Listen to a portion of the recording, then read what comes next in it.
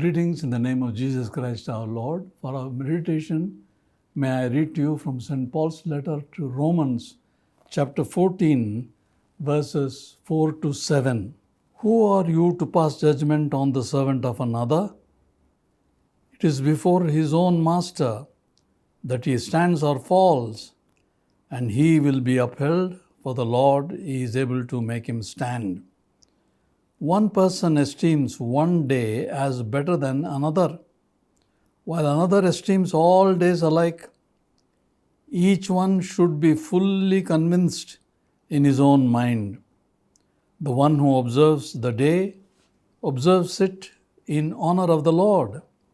The one who eats in honor of the Lord, since he gives thanks to God, while the one who abstains it in honor of the Lord and gives thanks to God. For no one of us lives to himself, and none of us dies to himself. Dealing with differences. ವ್ಯತ್ಯಾಸಗಳೊಂದಿಗೆ ವ್ಯವಹರಿಸುವುದು. Last week we said that if we are arrogant, we are answerable to God. ಕಳೆದ ವಾರ ನಾವು ಅಹಂಕಾರಿಗಳಾಗಿ ವರ್ತಿಸಿದರೆ ದೇವರಿಗೆ ಉತ್ತರ ಕೊಡುವ ಒಂದು ಜವಾಬ್ದಾರಿಕೆ ನಮಗುಂಟು ಎಂಬುದಾಗಿ ಆಲೋಚನೆ ಮಾಡಿದ್ದೇವೆ. We observed that there are always going to be differences, particularly in any community or in any church. Here, Paul uses another example of food habits and observance of certain days. 5-6 ವಾಕ್ಯಗಳಲ್ಲಿ ಯಾವಾಗಲೂ ವ್ಯತ್ಯಾಸಗಳು ಇದ್ದೇ ಇರುತ್ತವೆ ಎಂಬುದನ್ನು ನಾವು ಓದಿದ್ದೇವೆ. ಯಾವುದರಲ್ಲಿ? ಆಹಾರ ಪದ್ಧತಿಗಳಲ್ಲಿ ಮತ್ತು ದಿನಾಚರಣೆಗಳಲ್ಲಿ ವ್ಯತ್ಯಾಸಗಳು ಇದ್ದೇ ಇರ್ತವೆ. ಈ ಉದಾಹರಣೆಯಿಂದ ನಾವು ಕಲಿಯುವುದೇನು? What is it that we are going to learn from the example that Paul is giving about the observance of certain days. For the Jews, Sabbath is very important. Some other people observe Sunday as an important day, maybe Friday. For some people it could be Tuesday, Wednesday, or some dates in the calendar are important. These are not only practices, but chances are they become a superstition. ಯಹೂದ್ಯರಿಗೆ ಸಬ್ಬತ್ ಅಂದರೆ ಬಹಳ ಮುಖ್ಯ. ಮತ್ತಿತರರಿಗೆ ಶನಿವಾರ ಅಲ್ಲ, ಭಾನುವಾರ ಮುಖ್ಯ. ಕೆಲವರು ಬುಧವಾರ ಅಂತ ಹೇಳ್ತಾರೆ, ಇನ್ನು ಕೆಲವರು ಬೇರೆ ಒಂದು ದಿನ. ಈಗೇನಾಗ್ತದಂದರೆ ಈ ಆಚಾರ ಪದ್ಧತಿಗಳಿಂದ ಒಂದು ಅಭ್ಯಾಸ ಮಾತ್ರ ಅಲ್ಲ, ಬದಲಾಗಿ ಒಂದು ಮೂಢನಂಬಿಕೆ ಸಹ ಉತ್ಪತ್ತಿಯಾಗಲಿಕ್ಕೆ ಸಾಕು. ಮೂಢಭಕ್ತಿ, ಮೂಢನಂಬಿಕೆ ಎಂಬುದಾಗಿ. Paul's teaching is that our observances, our practices, our functions should always be related to insight or a deep understanding. It should not be related to a mere superstitious practice. That's the emphasis of Paul here. ಪೌಲನ ಅಭಿಪ್ರಾಯ ಏನು ಈ ಆಚಾರ ಪದ್ಧತಿಗಳ ಬಗ್ಗೆ? ನಮ್ಮೆಲ್ಲ ಆಚರಣೆಗಳು, ದಿನಾಚರಣೆಗಳು ಅಥವಾ ಆಹಾರ ಪದ್ಧತಿ ಆಚರಣೆಗಳು, ನಾವು ಮಾಡುವ ಎಲ್ಲ ಕಾರ್ಯಕ್ರಮಗಳು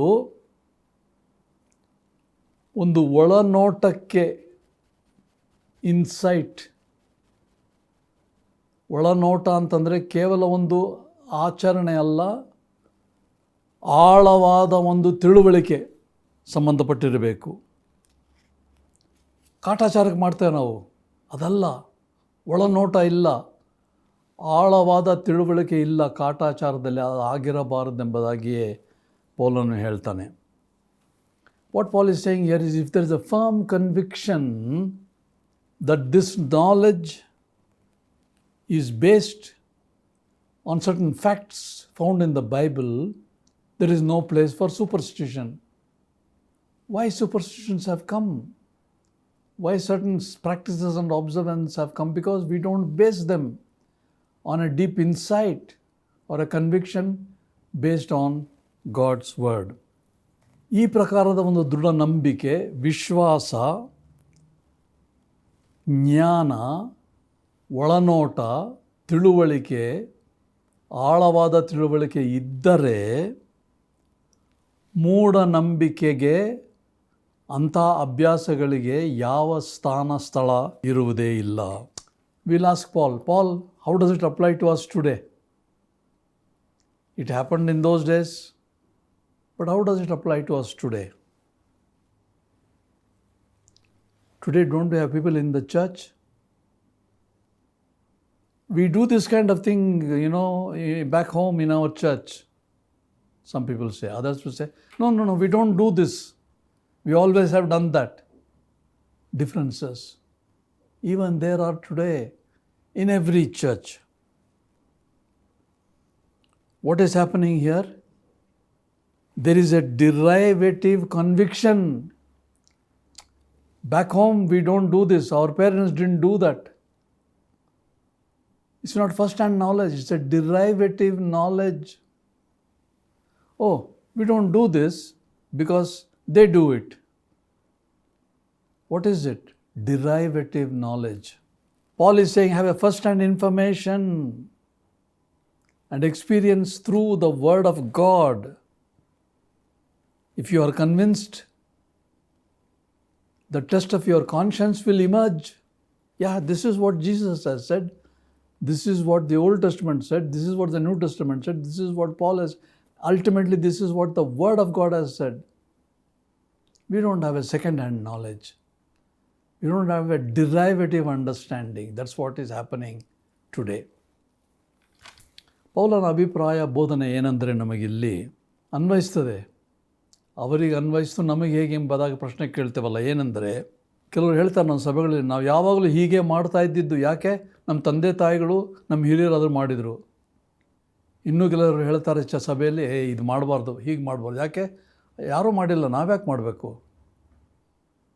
ಅರ್ಥ ಏನು? ಇದಕ್ಕೆ ಪೌಲನ ಸಲಹೆ ಏನು?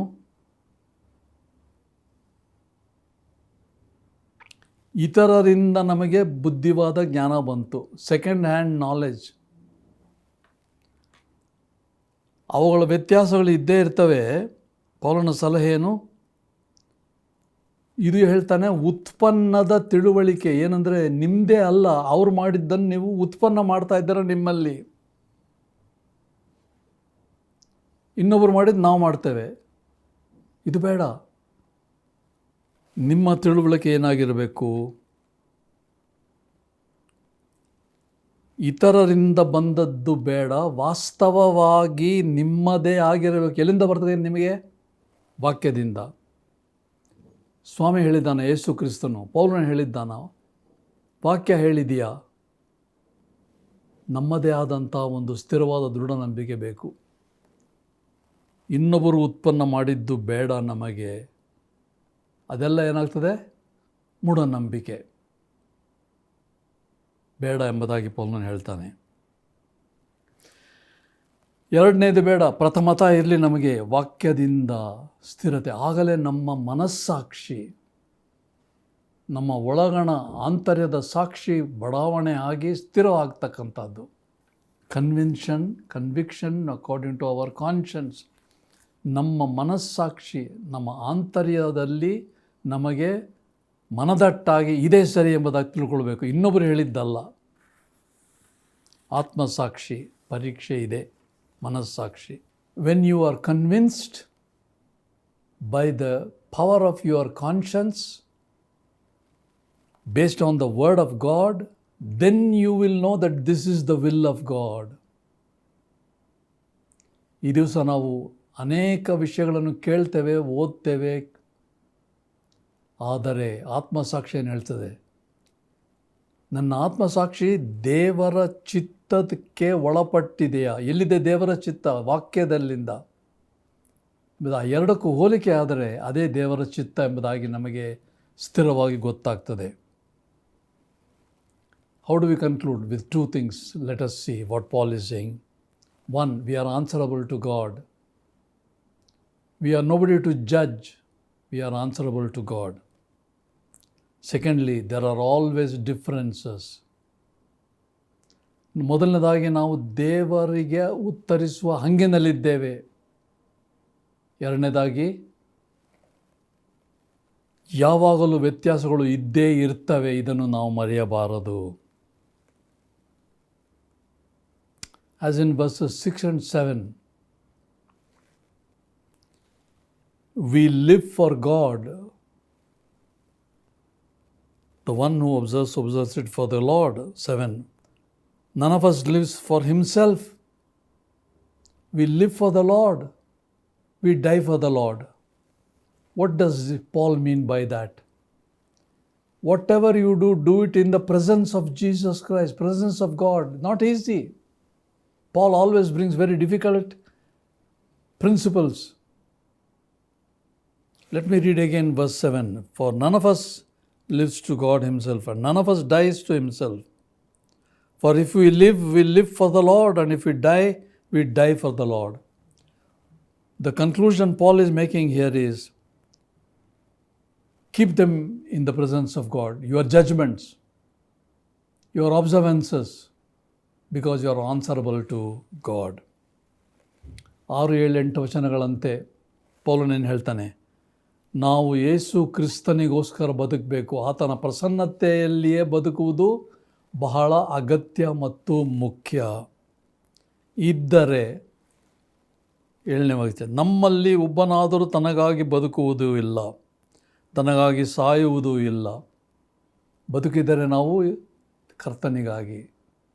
ಆದ್ದರಿಂದ ಪ್ರಿಯ ಸ್ನೇಹಿತರೆ, ನಮ್ಮ ಬಾಳು ಆತನ ಪ್ರಸನ್ನತೆಯಲ್ಲಿ ನಾವು ಜೀವಿಸಿದರೆ ಚಿಂತೆ ಇಲ್ಲ. ಯಾಕಂದರೆ ದೇವರಿಗೆ ನಾವು ಉತ್ತರ ಕೊಡುವ ಹಂಗಿನಲ್ಲಿದ್ದೇವೆ. ವ್ಯತ್ಯಾಸಗಳನ್ನು ನಾವು ಕಂಡುಕೊಂಡು ಹೇಗೆ ಅದಕ್ಕೆ ವರ್ತನೆ ಮಾಡಬೇಕೆಂಬ ವಿವೇಚನೆ ನಮಗೆ ದೊರಕ್ತದೆ ಎಂಬುದಾಗಿ.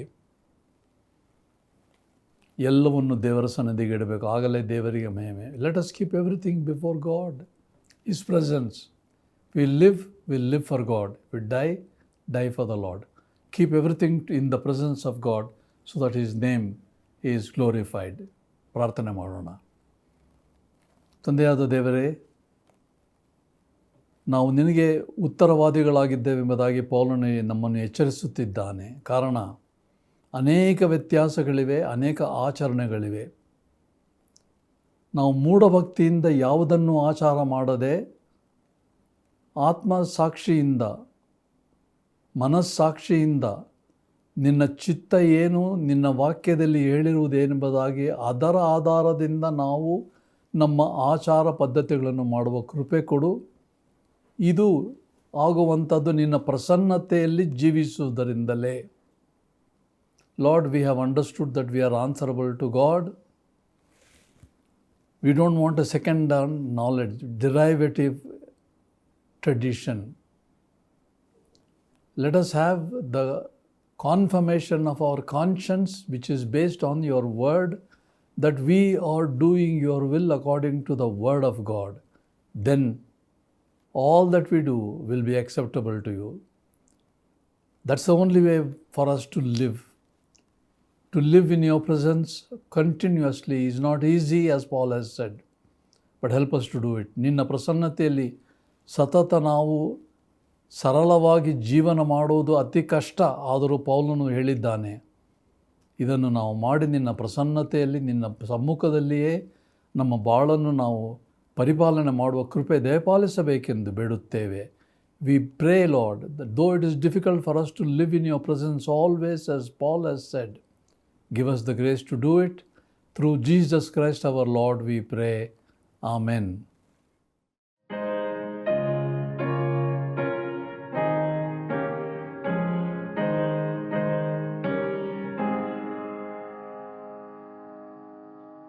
To God be the glory.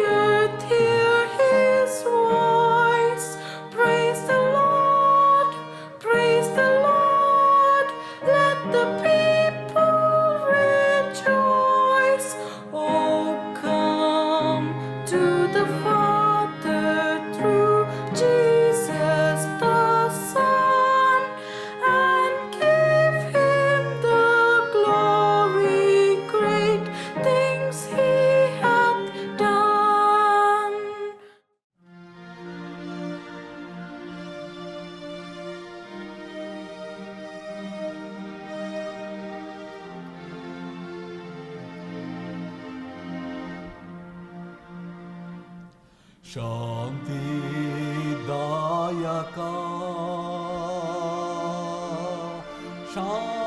ಶಾಂತಿದಾಯಕ ಯೇಸು ಶಾಂತಿದಾಯಕ ಯೇಸು ಶಾಂತಿದಾಯಕ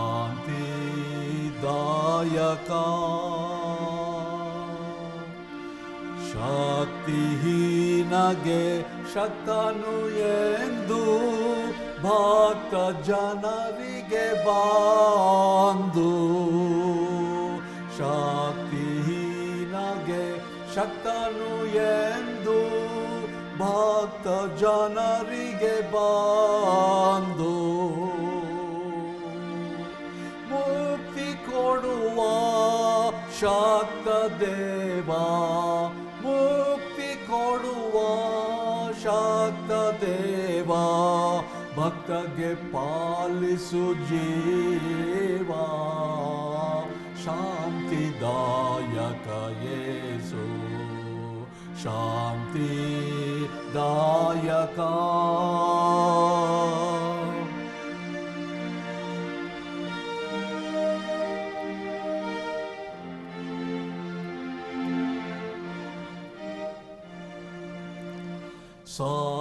ಸರ್ವಶಕ್ತನು ಧರಣಿಯ ದಾತ ಸರ್ವವ್ಯಾಪಿಯು ನಾಥ ಸರ್ವಶಕ್ತನು ಧರಣಿಯ ದಾತ ಸರ್ವವ್ಯಾಪಿಯು ನಾಥ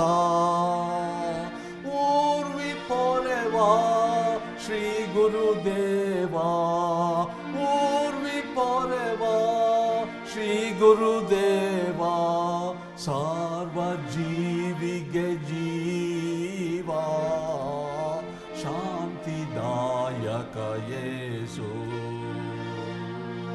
ಶಾಂತಿದಾಯಕ